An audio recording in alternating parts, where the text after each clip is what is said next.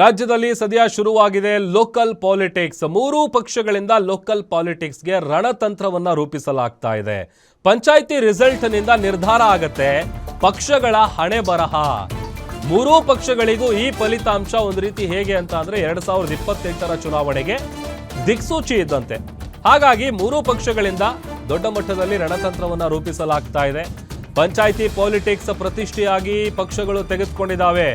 ಆಡಳಿತಾರೂಢ ಕಾಂಗ್ರೆಸ್ಗೆ ಪಂಚಾಯಿತಿ ಮಾನದಂಡ, ಪಂಚಾಯಿತಿಯಲ್ಲಿ ಹೆಚ್ಚು ಸ್ಥಾನ ಗೆಲ್ಲೋದಕ್ಕೆ ಕಾಂಗ್ರೆಸ್ ದೊಡ್ಡ ಮಟ್ಟದಲ್ಲಿ ಪ್ಲಾನ್ ಅನ್ನ ಮಾಡ್ಕೊಳ್ತಾ ಇದೆ.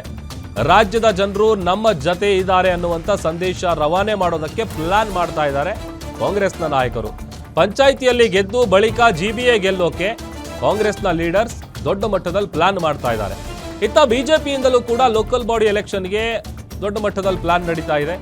ಸರ್ಕಾರದ ವಿರುದ್ಧ ಆಡಳಿತ ವಿರೋಧಿ ಅಲೆಯನ್ನ ಸಾಬೀತು ಮಾಡೋದಕ್ಕೆ ಇತ್ತ ವಿಪಕ್ಷಗಳು ಕೂಡ ಸಜ್ಜಾಗಿದ್ದಾವೆ.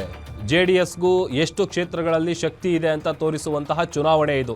ಯಾಕಂತಂದರೆ JDS ಕೂಡ ಈ ಬಾರಿ 2028ಕ್ಕೆ ಈಗಲಿಂದಲೇ ತಯಾರಿಯನ್ನು ಶುರು ಮಾಡಿದೆ. ಮೈತ್ರಿ ಮೂಲಕ ಹೋದರೆ ಕಾಂಗ್ರೆಸ್ ಪಕ್ಷವನ್ನು ಏನಾದರೂ ಮಾಡಿ ಮುಂಬರುವಂಥ ಚುನಾವಣೆಯಲ್ಲಿ ಅಧಿಕಾರದಿಂದ ಕೆಳಗಿಳಿಸಬೇಕು ಅಂತೇಳಿ ವಿಪಕ್ಷಗಳು ದೊಡ್ಡ ಮಟ್ಟದಲ್ಲಿ ತಂತ್ರವನ್ನು ರೂಪಿಸ್ತಾ ಇದೆ.